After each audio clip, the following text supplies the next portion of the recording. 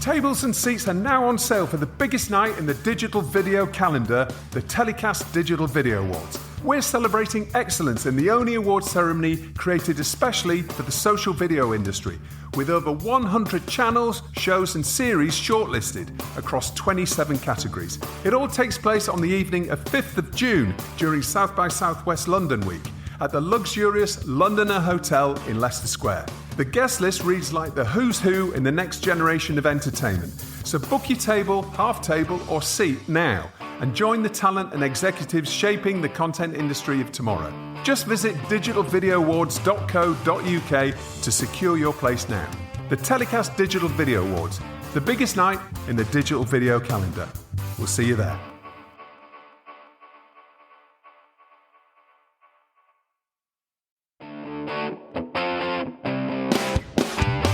Welcome to TellyCast, the podcast that brings you the stories and people shaping the future of TV and digital content. Now, one of the biggest TV hits of the past few years has been The Traitors.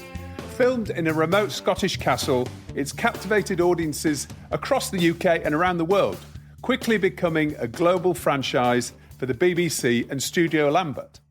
But behind the success, serious questions are being raised about whether the show is truly delivering on its obligations to Scotland's production sector. Peter Strachan is a veteran Scottish TV director and board member of Directors UK. He's been at the forefront of raising concerns that the Traitors and other so-called Scottish productions might not be creating the job opportunities they're supposed to under Ofcom's out-of-London production rules. His LinkedIn post calling out the BBC and Studio Lambert has sparked a major debate within the UK production community. Today, Peter joins me to dig deeper into the issue, discuss what the data shows, and explore whether the current system is failing Scotland's TV industry. Peter, welcome to TellyCast. How are you? I'm really well, thank you, Justin. Yes, as you pointed out, the issues that I've raised are gathering momentum, and it's good to see that because they're very real, and they're impacting a lot of people, not just in Scotland, but I believe in the other nations and some of the English regions as well. Right. Okay. Well, we're going to get into that a little bit. Just as an update, now we're recording this on Monday. Yeah. So give us an update on the LinkedIn interactions that you've had. Well, it goes back to last year, actually, when I first started looking at some BBC commissions, Scottish network commissions. And we began looking at the credit lists and basically just finding out where people are based. I was partly prompted to do this because of an event hosted by, Screen Scotland at Ofcom at Edinburgh. And we began finding that a lot of these big shows, like The Traitors, we looked at over 20 big BBC Scottish network commissions. And with one exception, none even came close to meeting the Ofcom criteria for a minimum of 50% off-screen talent. And to be honest, 50% is a pretty low starting point, it has to be said. But as I say, the percentages that I've highlighted, say, on The Traitors, I mean, they're down at 6 and 7%. I mean, that's just scandalous. We're talking about licence payer money that's basically should be used to, well, one of the reasons it should be used is to promote the careers, create jobs in Scotland and the other nations, and it's not being used in the right ways, and it's certainly not being used in the spirit of the regulations. So, can you tell us a little bit about the data that you reviewed, and how did you verify those findings? You said you looked into The Traitors and lots of other productions as well, but tell us about the data and how you verified it. Well, it's not rocket science, Justin. We literally take note of all the credits at the end of the programs, and then we cross-reference those with all social media outlets, industry platforms, IMDb, and then we use where people are basically located or habitually work to record where they are. And we try to get as many sources as possible, and if we can't locate them, we put them down as, not located. But those, the percentage of those, the people we can't find are tiny. I mean, absolutely tiny. So it's one or two. So it's all within the error of margin, so to speak. But yeah, I mean, it's a straightforward process. But if you think that the Made Out of London's title register, published year end by Ofcom, has thousands of productions on it, and all these productions are being used to support the claims by the public service broadcasters about their spend in the nations and regions. And the long and short of it is their claims don't stack up. So the BBC insists that the Traitors meets Ofcom's Out of London criteria. If the show technically complies with the regulations, what do you to believe is missing then in terms of the spirit of those rules? Well, you're absolutely right. Technically, the Traitors does, in theory, meet the Ofcom criteria. There are three, and productions need to meet two of those to qualify. Remember, the BBC is committed to spending 8% of its budget in Scotland. The first criteria is: does the company have a substantive base? Well, at the time of writing my first post, Studio Lambert had one person on its website for Scotland. It now has two. They're claiming they have more people working in the office, but that remains to be seen. There's no evidence of that. And the second criteria is that 70% of the production budget must be spent in the area. Now, I have misgivings about both those criteria, especially, a large production team. The salaries will be considerable. How they're outweighed or balanced in terms of the costs of putting them up on hotels and feeding them, I don't know. But I'm going to take that with a pinch of salt. And obviously, the third criteria is the 50% minimum off-screen talent. And I'd just like to add at this point that last year I met with Ofcom in Scotland, and they told me that they were investigating the Traitors in terms of its the reporting of these on these criteria. And I received an email towards the end of last year saying that they'd found that the earlier series of the Traitors didn't, in fact, meet the 50% minimum quota of off-screen talent, as reported by Studio Lambert, and therefore the register was being amended. Of course, it doesn't change anything because Studio Lambert and the BBC claim it meets the other two criteria. So it's not just me that found some, an anomaly with the reporting of these criteria. Ofcom did too. Pick me up on your next part of your question, if you don't mind. Well, I was actually going to ask you, do you think, is this just a loophole, you think, in the regulations, or do you think it's a deliberate failure by broadcasters, and in this case, the BBC, to support local talent? Well, there's multiple elements to the answer to that question. The first one is that the Traitors is not an anomaly. There are many productions on the Made Out of London's titles register that do not meet the 50% minimum quota. The other thing is, again, as I've stated, the 50% quota is already quite a low benchmark. It's a low starting point, so that's not great. But it's this is license payer money that should be used to promote growth and jobs and stimulate careers, and it's just not happening. I mean, for example, the BBC and Studio Lambert could have introduced a training program like Outlander did. I mean, the training program for new entrants on Outlander ran for about 7 series, and I think they trained up about 170 people. It was run with Screen Scotland. Well, Studio Lambert hasn't done that. It didn't do it on Series 1, it didn't do it on Series 2, and it hasn't done it on Series 3. Now, last week, Hayley Valentine, the new director of BBC Scotland, stood in front of the Scottish Affairs Committee at Westminster and claimed that these types of productions, over time, more local people are hired. Well, we've looked at all the first episodes of all 3 series of The Traitors, and in fact, the numbers of Scottish-based talent being hired is going down. It's not a lot, it's like a percentage point. But the direction of travel is less people in Scotland, not more. So what's going on? Well, you've accused the BBC of de facto cultural bias when it comes to Scottish productions. How would you define that bias, and how widespread do you believe it is in the UK production sector? Well, look, talent, the the talent, no one's questioning the popularity or the quality of the Traitors. It's a great show.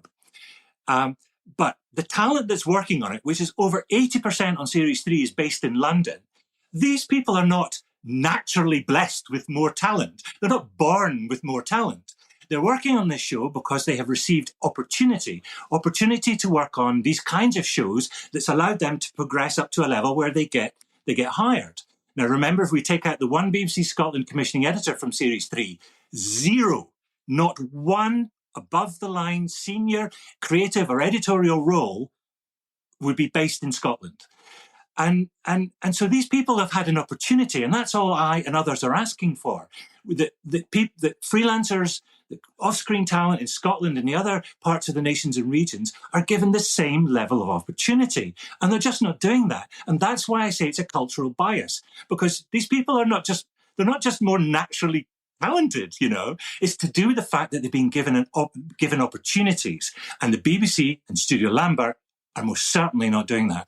Well, you mentioned Screen Scotland earlier, and David Smith from Screen Scotland has suggested that the Traitors is on a journey to increase opportunities for Scottish freelancers. Do you believe that this progress is real, or is that more about managing the narrative, do you think? Together with Screen Scotland, we want the Traitors here. It's undoubtedly a huge economic boost to the local area of Ross and Cromarty, Inverness-shire. I know the area well. And that's great, and that's to be commended. But what the BBC and Studio Lambert need to understand is, because this is a Scottish commission, because it was awarded to the Scottish office of Studio Lambert, which is headquartered in London, then it has to come with a responsibility to, help develop the careers of people who actually make programs in Scotland. And it's not doing that. So yes, it's on a journey, but the data that I've just published today shows that it's in terms of the percentage of Scottish off-screen talent being hired to work on successive series is going down, not up. Draw your own conclusions. Well, Studio Lambert Scotland has a Glasgow office. You mentioned that earlier on, and they claim to be developing new shows and training opportunities. In your view, then, are initiatives like these enough to meet the needs of Scotland's TV workforce? Well, first of all, we've seen no evidence from Studio Lambert to support that. Not one shred of evidence. The next thing is, and I've been talking about this for the last, best part of a year, the only solution to this, and I really want to work with the BBC, I'm a huge champion of the BBC. Most of my career has been spent working as a freelancer for the BBC. I love the BBC. And without the BBC, the cultural landscape of the United Kingdom would be far, far poorer.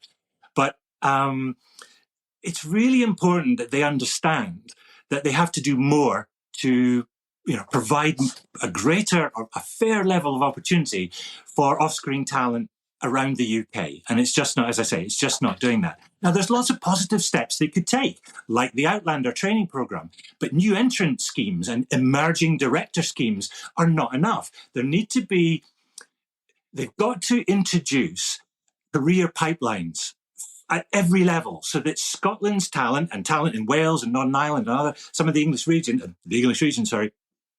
can, so they're no longer denied. So we're no longer denied the opportunity to reach the top positions.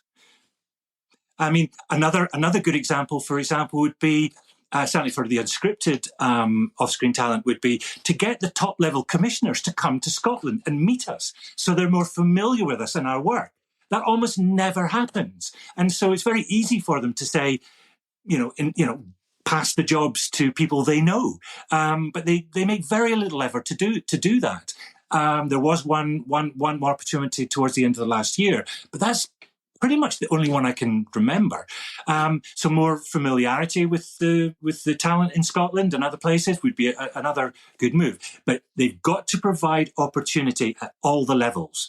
A lot of the PR from the BBC is about, we do a lot of new entrant schemes. It's not good enough. They're welcome, but there's no jobs for people to go to after that. How systematic is this issue, do you think? And do you see a pattern across genres or production types? Yeah, absolutely. It is systematic. We're regularly passed over. 75% of Scotland's directors, for example, aren't working at the moment. And I don't know a single one of the group that we regularly, we have informal meetups, Not a single person got a call, about their availability or to work on the Traitors. And there are some supremely equally talented people. We're as good as, if not better. And so, they're not picking up the phone. And I think that says volume. But look at the BBC's response to my post, its initial response. Its first course of action was to dismiss my claims, my findings. And the next thing was they drew attention to the money they're spending in the local Ross and Cromarty. Well, that's great. But they've completely not acknowledged, they're completely disregarding the fact that there's no Scottish-based talent, hardly any Scottish-based talent working on the series. And that feels callous, to be honest, Justin, really callous. Mm.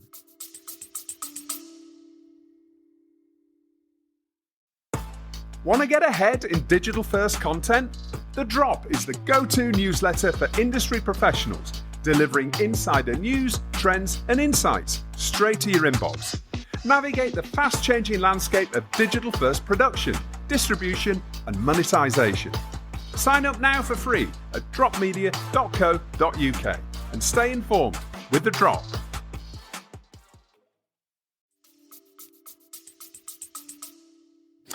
Do you think there's a disconnect between how the BBC measures success then and how the Scottish production community measures it? No, I'd say there's a disconnect between in the way that the Ofcom rules are designed. So the Ofcom rules about, say, the three criteria. The one that's about off-screen talent is designed to promote careers, create jobs. But the way it's worded, the way it's designed, will almost never deliver to the extent that it ought to. So they base this criteria is calculated by cost and not by where people are actually based. And in my opinion, the Ofcom regional production criteria are simply not fit for purpose.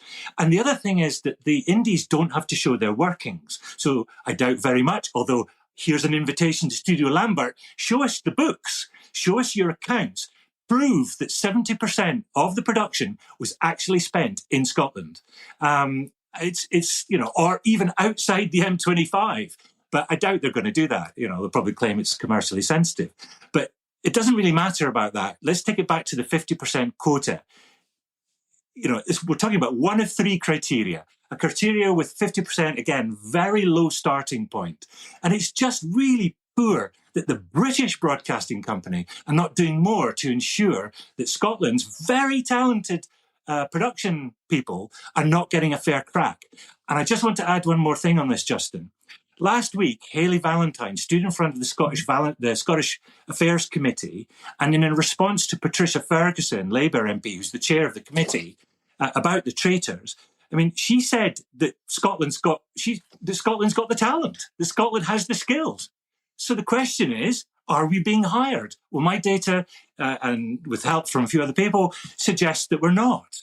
And so there's the disconnect. You've got the new director of BBC Scotland, claiming that Scotland's production people have got the skills, and yet we're not being hired to work on Scottish commissions. Again, draw your own conclusions. So in terms of these Ofcom regulations then, what changes would you like to see to these regulations to prevent these sort of issues happening in the future? Well, first of all, like some of the diversity and inclusive strategies, I'd like the BBC and other public service broadcasters to keep a record of who they're actually employing or who's being employed on their productions. The BBC, and I've made this point to them, they should be keeping a record. They should be asking, as the contractor to the indies, they should be requiring the indies to keep a record of who they've engaged with and who they've tried to hire. Nobody's saying it should be 100%. Nobody's saying, we understand that it's difficult to hire people because, freelancers are available, at different times. It might not fit into the shoot dates, etc. We know there's a bit of a juggling act goes on there, and that's all fine. But right now, the percentages, 6%, 7% tops, it's unacceptable. So it has to be more than just a kind of, oops, sorry, we just couldn't get enough Scottish people to work on this. There has to be more than that. The figures, the data speaks a truth. And so do you think this is anything to do with the BBC focusing more on the global appeal and the amazing success that this show has had all around the world. Do you think it's at odds with its responsibility then to invest in local talent, and it's really focusing on that international success? Well, I'm almost tempted to leave that for others to judge. If Scottish off-screen talent isn't being given a fair level of job opportunity, if we're not being hired to work on these kinds of shows, then how can we develop? How can we forge sustainable careers? How can we break that tartan ceiling, if you want? But right now, Scotland, in terms of the Traitors, we've become a shooting estate of a different kind, and it's quite frankly really not cool. But as someone who has worked unbelievably hard making observational documentaries, factual entertainment series, part of big teams, small teams, and someone who loves the BBC, it's profoundly disappointing. And I feel really let down by the BBC on this. And I can promise you that from the hundreds of messages of support I've received, that many people in Scotland, Wales, the Midlands and other parts of the UK feel the same. And so, where do we go from here then? Is this issue still developing? Are you still having further conversations with the parties involved? Just bring us up to date with where we are and where you're hoping it's going to go. Well, ultimately, I want the BBC and Indies, Ofcom to sit down with people and myself, organisations like Directors UK, VO2 and others. We need a collegiate response here. We need to work together to sit down with us and work towards positive solutions so that this bias, so these commissioning and hiring practices result in a fairer level of job opportunity across the UK. It's as simple as that. And there are lots of positive steps. I've mentioned two in this interview. But Justin, I just don't get the feeling they're trying. And ultimately, it's because of the way the Ofcom rules are worded. They don't feel they have to do any different. The Ofcom says its regional production criteria are based on flexibility. Well, it's not on flexibility for Scotland's off-screen talent. People can't pay the mortgage. Careers are being thwarted. You reach a certain point, and across the broadcasting sector, of course, these are hard times, and there are lots of factors. No one's denied that. But if my line on this is, the cake may be getting smaller, but it still has to be shared out fairly, and it's not at the moment. Yeah. Okay, Peter, thank you so much. Really fascinating speaking to you. Thank you for the opportunity. And I really hope you can have more and more discussions, and this can be driven forward to the benefit of the Scottish TV production. Well, we're being completely transparent about everything. I'm being completely transparent about everything, and the door is open. And I am talking to the BBC. I have been talking to the BBC about this. Studio Lambert, if you want to call, I'm here. And I am talking to Ofcom as well, but also other organisations like Screen Scotland, Media Cymru, Northern Ireland Screen Northern Ireland, Northern Ireland, and VO2 and others. This needs to be this. As I say, we all need to work together on this. Peter Strachan, thank you so much for joining us. You're very welcome. Thank you, Justin. Bye. We reached out to the BBC and Studio Lambert for their reaction to Peter's claims. The BBC sent us this statement. As per Ofcom's regional production definition, The Traitors qualifies as a Scotland production and is clearly made in the Scottish Highlands, as viewers will know. We didn't hear back from Studio Lambert. This is TellyCast, where we tackle the biggest issues facing the TV and content industries. We've just been talking about regional production rules and how the industry is adapting to new demands. But another huge challenge and opportunity for TV producers in 2025 is the rapid rise of artificial intelligence. AI is transforming the way content is created, distributed, and even consumed. It's helping to streamline workflows, generate creative ideas, and power new business models. But it's also raising big questions about the future of work, ethics and creativity in TV production. And just this week, the UK government has announced the AI Opportunities Action Plan with £14 billion investment to make Britain a world leader. whether that's enough to make Britain a world leader or not, then that's another question. Joining me now to unpack what AI will mean for the TV industry this year and beyond are Jason Mitchell from The Connected Set, a company leading the charge in digital-first production, and Katharina Gellein Viken, a TV director and sought-after AI speaker who's been exploring how AI tools are reshaping storytelling. Jason, Katharina, how are you doing? Nice to see you. See you. Yeah. Very good to Good be to see here. you again, Justin. Great to have you back as ever, Jason. So this year we've seen Midjourney, ChatGPT, and a lot of the really big tools that people are starting to use on a daily basis really sort of making waves. As we move into 2025, what do you think are the tools and the trends that you're going to see really impacting the TV industry specifically this year? Great question. I think the obvious place to start for me is the video generators. You know, we were waiting all of last year for Sora, and we got to see it at the end of last year. And then I think last week, Google released VO2, which is their video generator, which looks absolutely incredible, even though, again, that's kind of behind a walled garden at the moment, and you have to be on a waiting list to use it. But I think this will be the year really where those video generation tools kind of get into all of our hands and we can really see what they're capable of. And I think, that will have implications for our industry, particularly in things like animation, where now you'll be able to create such great quality animations in unscripted, not so sure, but that's probably the year after. Yeah. But I think that's the thing to kind of keep an eye on for this year. And Sora, is Sora available in the UK yet, or is it just in the US? I suppose if you've got a VPN, it is, I suppose, but yeah. Yes, a lot of people are using the VPNs. Yeah, and Jason and I got to see a Sora demonstration just a few weeks ago. And, they're struggling with some of the same things that the other AI engines have struggled with all year, which is consistency and control. Yeah. As a filmmaker, you don't really have an enormous amount of control over things yet. But I agree with Jason that the video engines will be huge.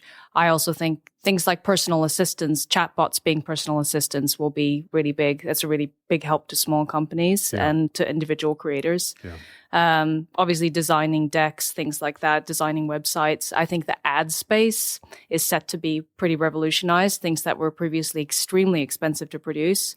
ITV just won an award for their first AI produced ad. That's definitely, those opportunities are going to be used to make things for less money. And it's really exciting, I think, for the smaller creator, isn't it? I mean, it's completely democratizing the ability to create Hollywood-looking content, essentially. Or, well, you might disagree with that, but essentially amazing-looking content that could work particularly well for short form, for adverts, as you say, for social media. And that's what I think is exciting. And surely that's something that's really going to boost creativity because of it is a leveler, right? It's a complete level playing field now. Yeah, I think the really exciting opportunities are probably for the creator economy this year, because like you say, these tools that once, were economically prohibitive to, for example, be a creator of animation or games or even certain types of music, now it is at your fingertips. So that's really exciting. We're going to see new categories and kind of verticals of content, I think, emerging. Although I also think I've got a theory, and I don't think anyone else is saying this, so I might be kind of going off piece slightly. But, we are creating all this content and probably training the models at YouTube. And I just wonder if they will enter this space themselves, kind of almost white label. So, a bit like Amazon, have their kind of Amazon items that are kind of inspired by what's selling well, whether Google will start to create its own AI content trained on our data and, therefore not have to share so much ad revenue. So I think there's opportunities for the creator economy, but I also think there's threats coming down the line because of AI. Yeah. Well, what we always know is that these biggest tech companies in the world all want a bigger slice of the pie, don't they? And it's amazing that the tools that are being developed, but there's always a bit of a cost to that, a wider cost. And YouTube, what is nearly at 3 billion users, the room for growth in terms of users maybe is limited. So how do you increase your revenues? Well, probably not giving away 55% of the revenues to creators is one way to do that. So that's and it's always dangerous to base your business model off of someone else's software, really. That's right. Yeah. It's, and if you're, I guess if you're basing that on TikTok and you're in the States at the moment, you're a little bit worried, right? I think they're in despair. In fact, a lot of the creators who've made a lot of money that way, for sure. Jason, the connected set. Now, you've, over the last year, you've been to lots of conferences and you've been lots of speaking and sharing lots of these tools and information, which has been fantastic.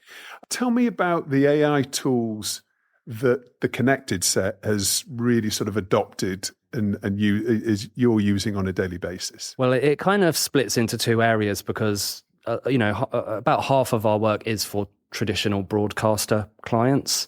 And in that area, it's really hard to use anything because essentially they won't let you. Yeah. It's really limited to post-production tools where we've been using AI in those for years, maybe a little bit in development, but you have to be careful when you're using it in development. In terms of like direct-to-consumer stuff, if you're publishing on Snapchat, YouTube, etc., like we have a big YouTube channel of nearly 5 million subscribers. There we can be a lot more experimental with tools like storyboarding tools, like using ChatGPT to help us analyze data. We're looking at some of the video generators. We haven't quite said let's go for it yet. Things like Opus Pro, which I know you use for like reversioning content. It's a real suite of tools, I think. What I'm looking forward to actually is the day where a lot of these tools come under one banner, because I feel like there's so many disparate tools we're having to use at the moment and multiple subscriptions. And there's a lot of 25 quid a month subscriptions going on, aren't there, at the moment? or even worse, the Sora for the kind of top model is $200 a month per user. Wow. Adobe with Firefly, is you get a certain number of credits, but then you inevitably run out of credit. Yeah. So all of these tech players are finding ways to kind of charge us hundreds of dollars a month where they used to charge us tens of dollars. So, but that said, if it can bring everything into one tool, I'm down for it, I guess, because at the moment it's just quite hard tracking everything. Yeah, one AI tool to rule them all. It's going to be, maybe we'll see that in 2025.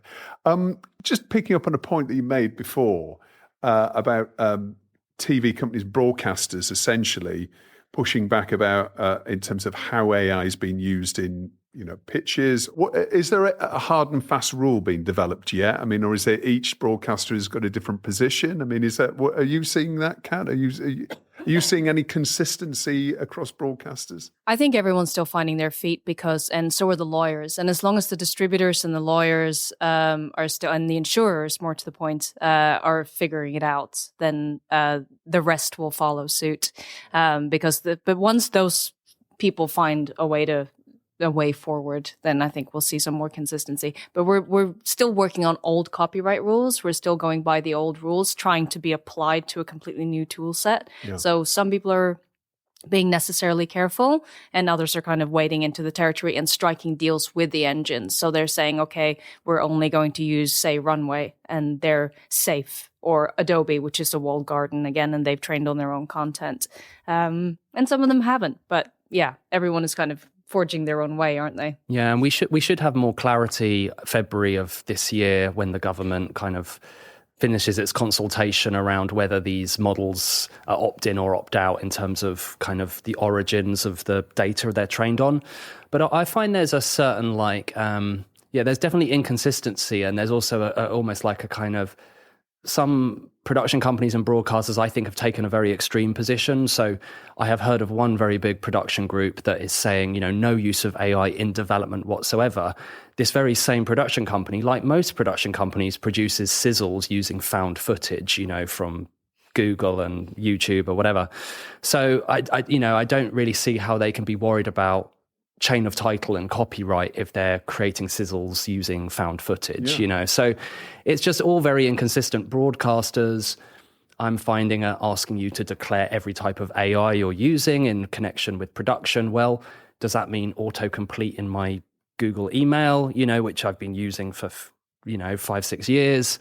So it's almost like a bit of regression has happened while we're all panicking about the issues around copyright. And I think we just need to like calm down a bit and let people kind of make their own judgment calls on it. And also just upskilling and gaining the knowledge and knowing what you're talking about. I think there's a little danger in, some executives being scared and saying nothing, none of this at all, and others, jumping on the train of let's have no guardrails whatsoever. Yeah. And both of those positions I find are lazy. We should know enough and by now have enough experts to bring in and train media people who have used AI and know, okay, here's where the ethical lines sort of lie. And it's possible. It's perfectly possible to do. Yeah. You don't have to sit and go nothing, which, as Jason says, it's impossible, because I think BBC had a moment of this, of everyone being very upset about a Doctor Who email that went out that was written with AI and responding with saying, we're not going to use any AI at all. But of course, it's in the production suite already. So Yeah. where do you draw that line? Do you mean generative AI? Do you mean in video? Do you mean this is going to get hard? Well, the national broadcaster in Sweden, SVT, have said no AI whatsoever in, I think it's documentary, which to me feels like an arbitrary rule, because, we've seen fantastic documentaries using AI, like BBC Two had Inside Alcoholics Anonymous. They could only get access because they could change people's faces using AI. So if you say no AI, you're limiting the creative possibilities as well. So absolutely. And as a documentary maker, there's so many opportunities there that would help you. Say if you have a limited budget and you needed some B-roll, well, okay, we don't have 12 grand to go and shoot another day, but I just need his hand reaching for this can of Coke over here, or I need, some bookshelf stuff behind him. Now, that doesn't cross any ethical lines to me. Of course, if I were to start altering what he said in the footage, that's a completely different thing. So but that's, again, those are the gray areas that we need AI using media people to come and set, to go, here's a documentary maker, we're going to bring them in, and they can, if they know Ofcom rules, if they know the rules of the country, we can actually set proper guidelines. Is there any there's no common conversations that are happening as far as we know, are there? I mean, is there it feels like there needs to be a working group that needs to be almost like, because there's no point setting up a working group to meet every month or whatever, because, Sora will come in, or Google will launch a new tool and that will blow things up. It feels like there needs to be a consistent conversation by certain number of high ups. I think a lot of the high ups are talking, and I think PACT has a working group. My problem is they don't seem to be reaching any decisions. So I feel like we've been having this conversation for a year, and yet I've not really seen any guidance. I think we might have had a similar conversation exactly about a year ago, Jason, when you first came on the show. And you're right, setting hard and fast rules, then the platforms change. So this is why I think we should just approach things with some pragmatism and take calculated risks like we do in, many aspects of production and the tools we use. So I think like producers are smarter than maybe sometimes broadcasters give us credit for, and like let us take some risks and try some of these things, and rather than restricting it. Yeah. I just heard a wildlife documentarian talk about, he had used AI where he'd shot a polar bear and then trained the AI on the polar bear footage. And so he could make the polar bear technically do, normal things or wrong things. But he said, isn't it more ethical of me to, rather than invade the polar bear's space for longer amounts of time, I can make it go from that little ice shelf to this bit of ground with AI. And I have most of the footage, but why shouldn't I be able to do that? Because it's actually less invasive and more ethical to leave the bear alone. Yeah. So you have those things. Well, there's all sorts of travel, there are all sorts of issues around this, aren't there? And actually, I think we probably know that natural history documentaries, many of those have possibly been found guilty in the past of not being the most ethical, the way that they're produced, and maybe certain things are staged and not letting nature take its course. Anyway, that's another conversation already. But talking about AI in storytelling. Essentially. I mean, how do you see over the next year AI affecting storytelling as such? Because I know it's something that's very close to your heart, and you've made a lot of AI films yourself, haven't you? Yeah. So, first and foremost, as a writer, it's a revolution because I can bring my script to screen faster, and I can bring the concept or a trailer or something. So that for me as a storyteller is a gift, because I can show you something much quicker if you don't have time to read my script, and most people don't, right? But it's democratized the field. So there's a lot of non-storytellers in the space. And in a one way, that's great. You'll have some new voices that you wouldn't have otherwise seen. And we will also get things like slop content. So there is a danger there of flooding the market with content, and how do real stories rise to the top? Now, I hear a lot of people say, quality will rise to the top. I'm not entirely sure when we're dominated by algorithms that just feed what's fed to you and what you keep watching, whether that's entirely true. So I worry about that economy part of it. As a director, AI doesn't follow directions necessarily. There's a beauty in that. I've heard Chad Nelson from OpenAI speak about this, that, one day we won't have the randomness that it gives you now, and we'll almost miss it because it sometimes gives you great stuff you hadn't thought of. But you can't direct it. So again, as a storyteller, I find myself frustrated a lot of the time because you sit and you can re-roll a million times and it will not do. It's bad at doors, for example. So you can't make somebody just walk through a door or unlock a door. And so these are not things that we're used to as storytellers to have to deal with. It's like, well, I would direct an actor to walk through a door. This would take a moment. Yeah. On the other hand, it's taking so much other stuff out of it that gives me more time to think of more stories and give more space. So, it will transform certain things, and I think it will get better at following directions. But for me, it's been a lot about, bending my head around this tool it's coming and we have to learn it.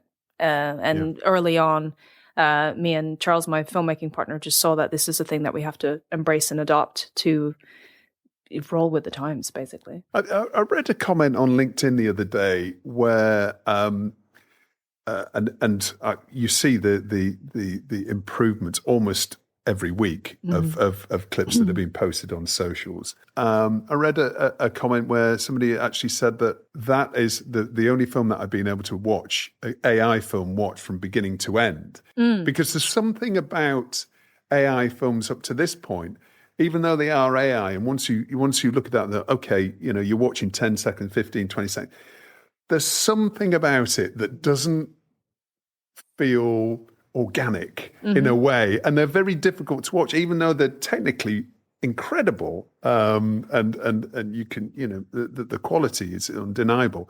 But there's something about that, isn't there? There's something that it's not real. I mean, it's definitely got an aesthetic, its own aesthetic, AI, like video generated by AI, so you can spot it a mile off. But that is, with Google VO2, you're now seeing stuff that is indistinguishable from real humans.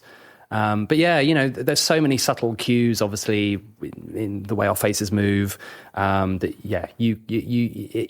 there is that, you don't get that emotional connection with AI footage at the moment. But again, I think just like I can probably connect with B-roll because I know it's real, I will eventually be able to kind of emotionally connect with AI video. It's hard. I mean, we've seen that kind of dead-eyed look in the AI actors, as it were. That's for me as a director and an actor as well. It's like, it doesn't have the emotion, but we're starting to get there. I have had a hard time, I have to say, watching, because realism is the territory we're normally in, that most makers are. I've made a lot of more animated stuff, and only just ventured into realism because honestly I've hated it up until now, because of that, because of the uncanny valley look, and because of the way that the actors don't look engaged necessarily, but it's starting to edge into the territory now of getting more emotion from it.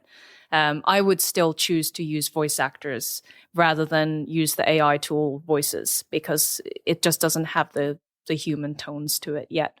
So I don't feel like we're there yet with it. Do you think that the tools that are, like, for example, the Google tool you talked about, VO, I mean, is that better because it's been trained on more? I mean, VO is trained on everything on YouTube, essentially. Yes. So that's why it's so much better than Sora, which is not trained on, I mean, that's just so much data to train it on.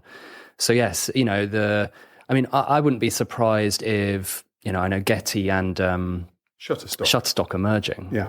I mean, surely that's a great acquisition target for an AI company if they want a big training data set, So, I mean, even Hollywood studios could be acquisition targets. So, I think it's all about can they get as much data as possible to train their models? And this is why this regulation that's being debated in the UK is really important, because it's the difference between, do they need to get your permission to train on your data, or do you need to tell them actively not to train on, your data? That's what we're kind of debating. Yeah. I mean, do you think there may be an economy starting to develop where if you have an amazing catalog of 40,000 hours of content that has maybe got a limited value on the market, it might be worth more as an AI training tool? I mean, can you see that sort of developing as well? That's already happened, and it's already happening. Whether it has big value, I'm not sure. I think several companies are now making extra money on the side, going, here's a library of content that you can train on. Right. And I mean, this is tricky because the initial contracts they've written with creators doesn't contain any permissions for that. So there's a whole nest of worms. Well, in that YouTube, area. I mean, does YouTube have any opt-in? I don't think it probably does. I mean, who reads it, right? When you're signing up? I suspect at the point where you signed up to those terms and conditions, there was probably something in there. Probably didn't use the word AI, but they're using that as a clause to protect them. I keep saying to people that, if we're going to be upset about this now, we should have gotten upset 12 years ago, 5 years ago, at least 4 years ago, at least. I mean, I made 2 documentaries on this, but they'd already trained on all of our data. And, Silicon Valley moves fast. They break things. It's what they do. And they were very smart and they moved very quickly. And they realized that our information was a goldmine. And they already did it. This is the icing on the cake. These are billion-dollar companies that are emerging with a very pretty tool that can be fun for us, but they're already making that money. They already trained. So we should have gotten upset a little bit before. But there might be, I wonder if there will be a big lawsuit this year. I know we've got lots of little individual ones going on at the moment, but there is a lot of merit to a lot of the big studios getting together and doing a big action against Microsoft, Google, etc. They might make a lot of money. Lawyers are going to make a lot of money. The lawyers for sure. Rather than fighting each other and fighting the unions and the guilds, and actually, if we all kind of work collectively, we could potentially get a decent paycheck out of some of these AI, companies that are worth so much now. You might make more money suing AI companies than you actually make producing programs and films in the future. So okay, well, there's a new business model there. In the short term, at least. So let's talk about jobs in the TV industry. What jobs do we think are the ones most at risk in 2025 that we might not see being a job title at all by the end of the year? What do you think are those that we're sadly going to be saying goodbye to? So it's a hard question because of being in the industry. I do think that writer-director roles will be more important than ever because you will always need somebody sitting at the top directing. That's the most important human, basically. Yes, I think so. I do think that, even though AI will be able to put your edit on a timeline rather quickly, you'll still need an editor to sit above it and go, no, actually, and no, that's a bad choice, and move it around. So I think, the HODs will sort of move up and the AI will take over the lower end jobs. But the thing about those low end jobs, and I have a very good example of this. So I'm a Dancing with the Stars format showrunner. And on that show, the first tool I used was Sonic's AI, which is a logging tool, a transcribing tool, which is very good. And I started that in 2021 to use that tool. And you could say that would have taken a logger's job, but the company running, big TV company running Dancing with the Stars, they had already cut those jobs. So that was already on the editors to do twice the hours that they would normally do. Right. So people keep saying that AI breaking the industry. I think the industry was already kind of broken. All the money already was floating to the top. We already went to subscription-based TV. We already were cutting jobs at the bottom line. And all that money's gone from TV into social media, into Google. Absolutely. Them again. So the business model was already broken. I don't think AI broke it. I think, and so, the logging tool has been great it was actually brilliant for the editors to be able to log faster, to get the show on the road faster. because the company had already gone, no, you're just not having a logger, you can do it and sit there for 6 more hours because they have to save money.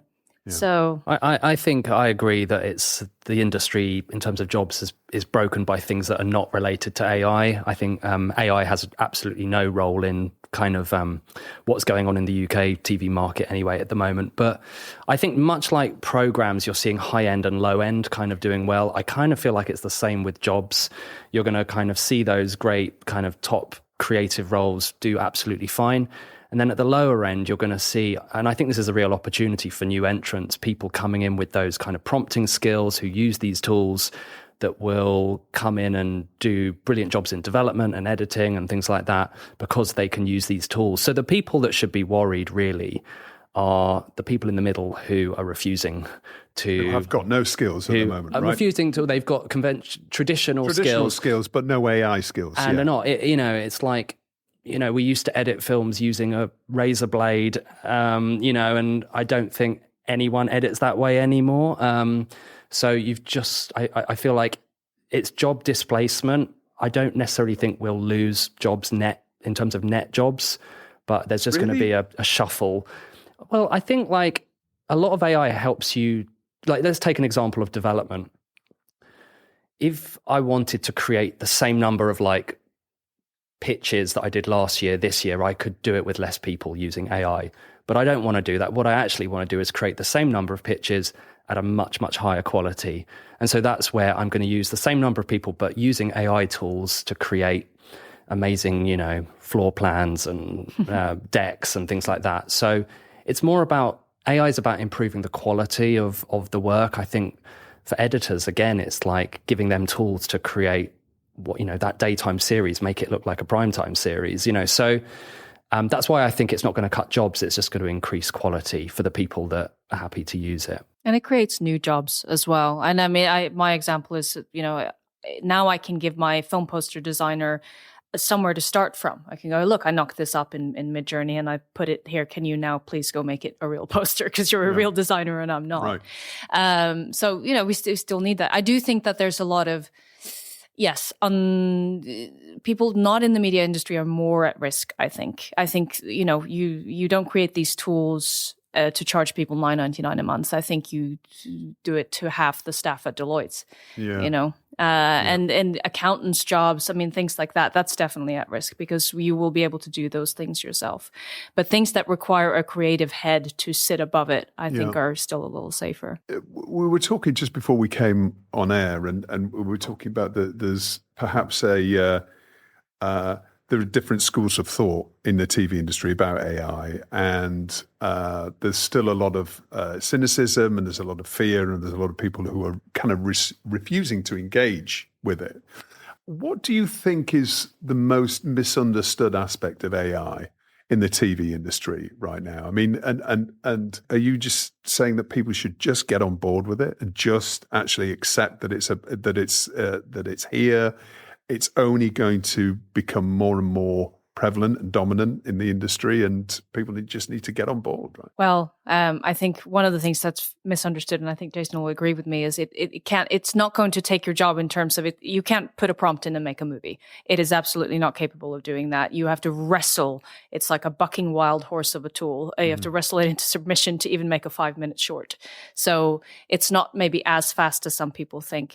But yes, I do think that we're a little bit in the territory of 1990 and it's the internet. And if you say, I'm absolutely not going to use it, that's a lovely moral stance. And I think you're going to be in trouble really fast. Yeah.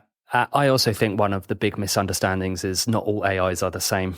Yes. And some are trained on copyrighted material, some are not, some are generative, some are not, some have been in existence for 30 years. So don't kind of see AI as one homogenous thing. Like, you need to understand there are different types of AI, and that's not just producers, that's the broadcasters as well. So kind of we need to get a bit more sophisticated with our understanding of what AI is. And also sort of exist in the world that we are in. So as I was saying before, it's great that we're upset about it. I'm upset about it as a writer, that they've scraped a lot of our content, but it happened. And we're trying to sort of come in after the fact and go, oh, whoa, okay, let's put some guardrails up and let's do this. And we should absolutely do that. But it's not going to go away.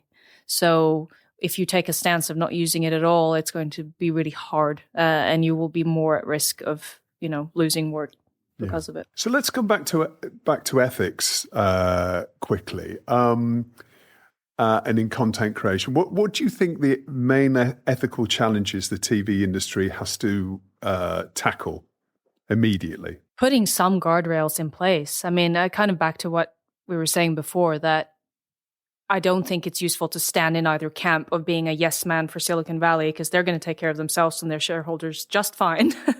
And then being in the camp of we're not going to use any AI whatsoever because it's just not feasible. So you have to, I think the most important thing for them to do right now is to engage with creators who know AI tools and to be able to put in place some gray area legislation and rules and guardrails to go, we have to move with the times. We have to be flexible. We might have to change the rules next year, but here is a set of rules that we can follow and a set of ethics by somebody who knows what they're talking about, not someone who's either blanket denial or full steam ahead. It's risk, isn't it? It's like having a slight tolerance for risk, which is what a lot of broadcasters tell us they're all about, particularly Channel 4 is always talking about, born risky.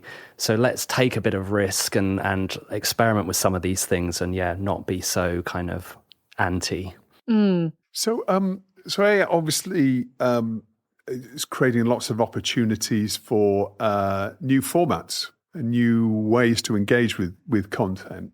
What new business models do you see in the industry that AI is offering, and we might we start to see in 2025? Do you think there's a lot out there? I mean, I'll use my own business as an example. We're Metrotone Media. We're run by two people, me and my filmmaking partner, Charles Creel, and we're a traditional film and TV company. We've started to iterate IP faster with AI. So we are now able to take our scripts, make them into trailers, make them into shorts, demonstrate that the characters and the worlds are viable. And we're seeing new partnerships because of that. We're also seeing the creator and the traditional TV and film industry merge, the creator economy and the old ways, as it were. And that's going to happen more and more as well. And taking that and AI and be able to go, where are we 10 years from here, 20 years from here? That's what we're trying to think about. So that, mini film studios, essentially. So I think whilst maybe Disney will cut a lot of staff, there's an opportunity there for 4 or 5 excellent creators to get together and create their own studio. So you'll see more of that. You'll also see things like AI agents, not just AI-created agents that do things for you online, but also people representing AI talent. So there's a whole new, just like they represented influencers and represented actors back in the day. I mean, there's a million. I'm sure you can rattle off a few more. I think if you're only interested in making money, there is a whole world in kind of algorithmically driven slop, as it's called, of like just creating content at a huge scale, very targeted, whether it's interior design content or whatever. Like you could run a studio using AI that just creates millions of pieces of content and flood the market. A bit like, BuzzFeed back in the day created lists of, So there's a financial opportunity if that's the route you want to go down. It's not one I want to go down personally. I'm quite interested in and I have been interested for a while in like kind of integrating AI into TV formats in interesting ways that, will kind of engage audiences.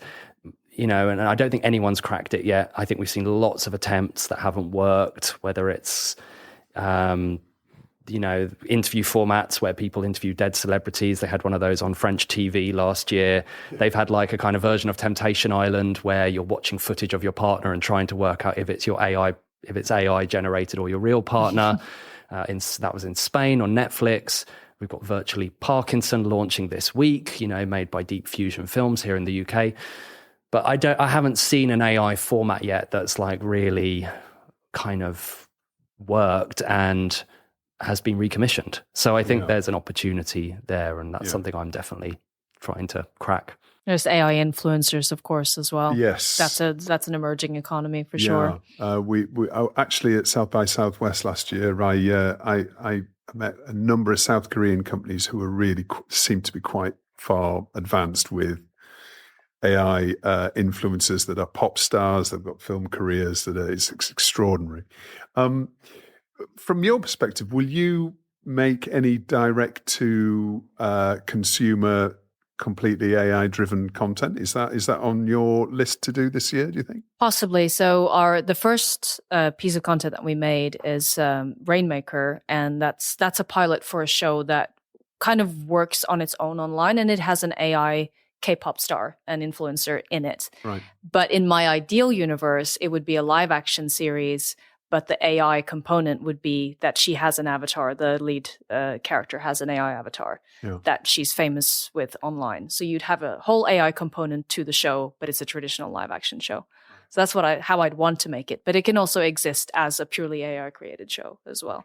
So I'm trying to think in both worlds at the same time. So let's imagine we're in January 2026. Looking back at the TV industry in 2025, what do you think will have changed and what still has stayed the same? Do we think the hype will have started to die down? This is what I'm asking myself. I think more people will have caught up for sure, and there will be more AI generated content, more slop, as you mentioned, for sure. We'll have, maybe more people who made an AI generated feature film. More people will start using the chat bots as assistants, things like that. But I think it might be at its peak probably by next year. What I hope by January 2026 is that we've at least agreed 3 or 4 platforms that we as producers and broadcasters are all comfortable using, Adobe, ChatGPT, whatever it is, and that we're all comfortable with the risks and, the copyright issues around it, and that we can actually use it and integrate it into our programs. Because I think until a broadcaster kind of says, yes, we're happy with this, no one's really going to be able to use it, or they're going to use it in secret. So that's where I hope we're in 2026. I also think it's a bit of a kind of make or break year for the broadcasters in terms of personalized advertising. I think at the beginning, Kat, what you were talking about with advertising and how AI is going to allow us to create so many formats of advertising that are hyper-personalized to you, Justin, or to you, Kat. And I'm just worried that broadcasters, already have an issue with how addressable their ads are and how targeted their ads are. Are they going to let the big platforms kind of move into that area and dominate that, or can they create hyper-personalized AI advertising themselves? If they can, it could be a really good time for them because they've got, people trust them. And particularly with what's going on in the US with Meta, people will probably trust broadcasters even more, but they've got to improve their advertising product in the next year, I think, to survive. Yeah. And there's also people talking about personalized movies. I've heard a lot of people say that might be one of the next steps. I personally think that, of course, somebody will. It's like when you ask a question, it's like, yes, somebody will try that model for sure. It's going to be out there, but whether it's going to survive, I think we as humans like watching things together. We like having a common experience. So if my version of the film has a slightly different protagonist to the one you watched, I don't think it doesn't create water cooler talk. No. So I think we want a common experience in general. Well, it's certainly going to be fascinating over the next few months. Kat, Jason, thank you so much for joining me on TellyCast again. Best of luck for 2025, and maybe we'll do this again in a year's time, and we can have a look back and see what came true and where we are in a year's time. Thanks so much. Thank you. Well, that's about it for the first show of 2025. TellyCast was produced by Spirit Studios and recorded in London. We'll be back next week for another show. Until then, stay safe.